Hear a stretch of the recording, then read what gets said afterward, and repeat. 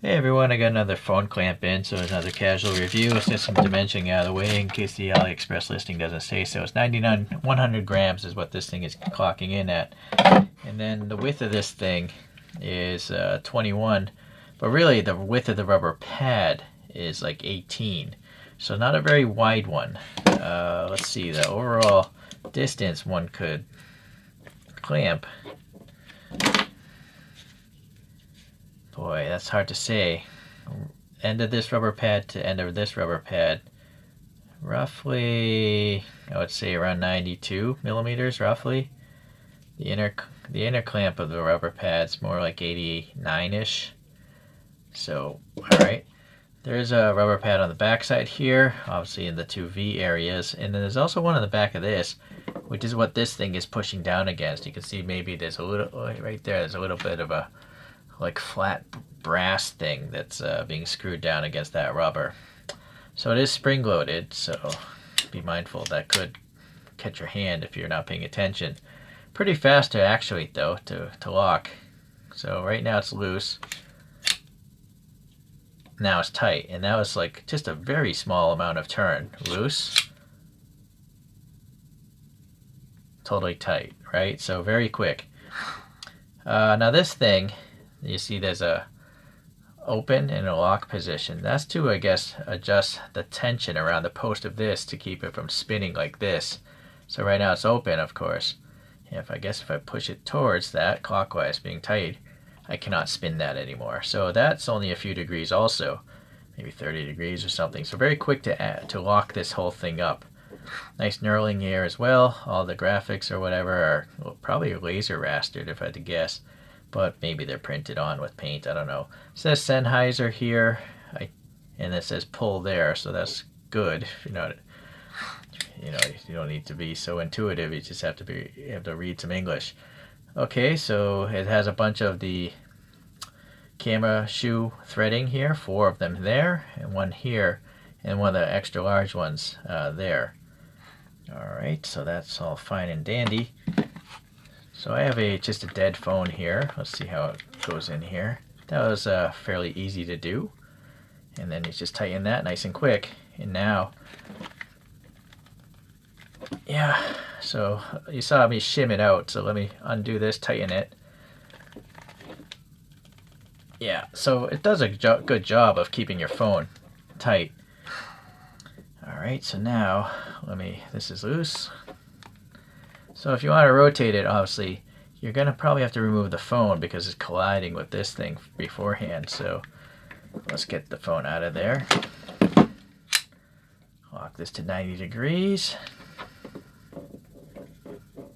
I'll tighten it that way. Now,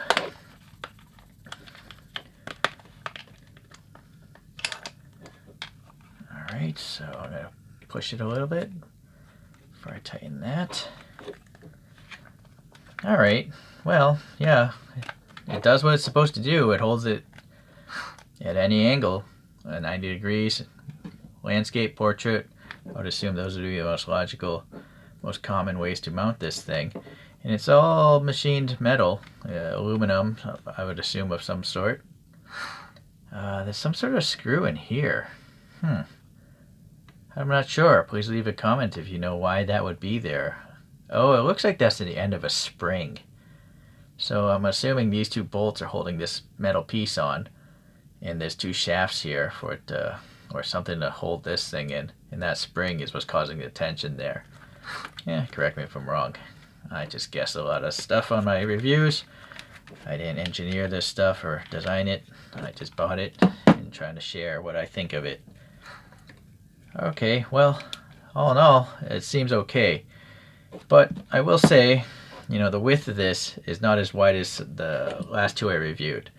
This one is a Zila 2, obviously XJ8, and this one just says Camolo. Camolo? I don't know. And just look how much wider they are, right? So this thing is like 38-ish.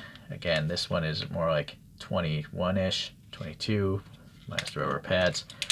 And then this one also, yeah, that's 38-ish. So this one you'll see there's a V channel. and this is a quick lock as well. When you don't have a case, this V channel works well. You can see it actually conforms very well. At least this old Galaxy Note 2, maybe it is. So I think this is fantastic. There's no way the phone's going to rock out of that very easily. If you do have a phone case, this one might be a little bit better because it's more flat and rounded. But it actually is a disadvantage, I think, with a phone without a case. Well, let's see. And that's just screws to get tight like that.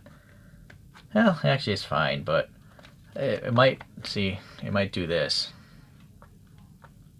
So this I use for my phone with a case. This I use without a case. I have different phones. So, all right. So those are just two alternatives you have. The main advantage of these are that they're just wider. But the disadvantage is they don't spin. They don't spin around. So I guess this does have its reasons to exist. It has the threading here, and threading there. I'm not sure if I even mentioned that earlier. I'm losing track. All right, so let's leave it at that there. I will leave a link, but if I had to spend my money, I would give up on the spinning feature and get a wider one. That's just me, though. All right, thanks. If you want to travel light, maybe that's the advantage of that. All right, take care. Bye.